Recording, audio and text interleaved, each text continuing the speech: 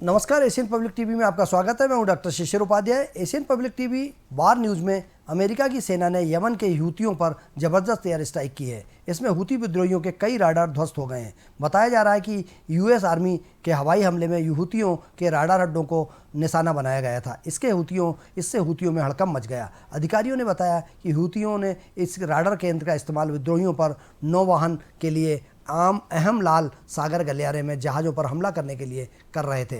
अमेरिकी सेना की ओर से यह हमला पूर्व में हूती विद्रोहियों के हमले के बाद एक वाणिज्यिक पोत के चालक दल के एक सदस्य के लापता होने के बाद किया गया। ये हमले ऐसे समय हुए जब अमेरिकी नौसेना को हूती अभियान का मुकाबला करने के लिए द्वितीय विश्व युद्ध के बाद से अब तक के सबसे भीषण युद्ध का सामना करना पड़ रहा है। विद्रोहियों का कहना है कि ये हमले गाजा पट्टी में इजराइल हमास युद्ध को रोकने के लिए किए गए हैं। इजराइल के अधिकारियों का कहना है कि प्रमुख साझेदारी के सरकार छोड़ने के बाद प्रधानमंत्री बेंजामिन नेतन्याहू ने प्रभावशाली बार कैबिनेट को भंग कर दिया है। यह निर्णय बेनी गेट्स के सरकार छोड़ने के बाद लिया गया। नेतन्याहू अब गाजा युद्ध के बारे में रक्षा मंत्री योआव गैलेंट और सामरिक मामलों के मंत्री रॉन डार्मर सहित मंत्रियों के एक छोटे समूह के साथ परामर्श करेंगे, जो युद्ध मंत्रिमंडल का हिस्सा थे। बार कैबिनेट का गठन तब किया गया था जब बीते साल अक्टूबर में जंग की शुरुआत में गेट्स नेतन्याहू के साथ राष्ट्रीय एकता सरकार में शामिल हुए थे। इसमें गेट्स ने के साथ ही गादी इसेनाकोट और धार्मिक पार्टी सा के प्रमुख आर डेरी भी पर्यवेक्षकों के रूप में शामिल थे। गेट्स और एसेनाकोट दोनों ने पिछले सप्ताह नेतन्याहू पर गाजा युद्ध को लेकर स्पष्ट रणनीति की कमी का हवाला देते हुए सरकार से दूरी बना ली थी। गेट्स ने मांग की है कि नेतन्याहू की सरकार में अति दक्षिणपंथी सांसदों को दरकिनार करने के लिए एक छोटा सा मंत्रिमंडल बनाया जाए।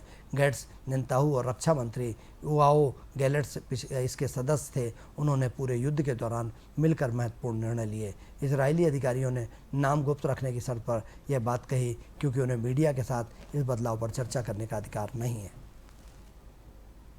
2 साल से लगातार ज़्यादा समय से चल रहे रूस यूक्रेन युद्ध में अभी भी लोगों की मौतें हो रही हैं। यूक्रेन के ताज़ा हमलों में 7 रूसी नागरिकों की मौत हो गई। हमले से बौखलाए रूस ने यूक्रेन पर ताबड़तोड़ हमले शुरू कर दिए।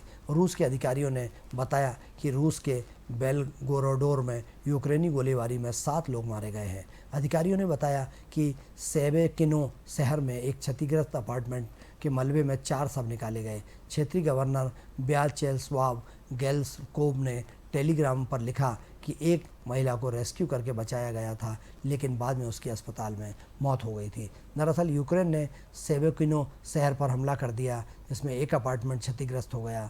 सेवेकिनो यूक्रेन बॉर्डर से लगभग 5 किलोमीटर दूर है। इस हमले में के बाद सेवेकिनो में रहने वाले ज़्यादातर लोगों ने शहर छोड़ दिया है।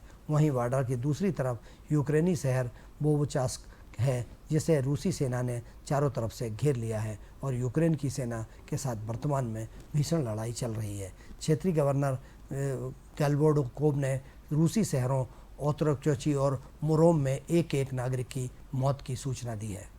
एशियन पब्लिक टीवी पर बार न्यूज़ में फिलहाल इतना ही। आप बने रहिए एशियन पब्लिक टीवी पर। मुझे दीजिए इजाज़त। नमस्कार।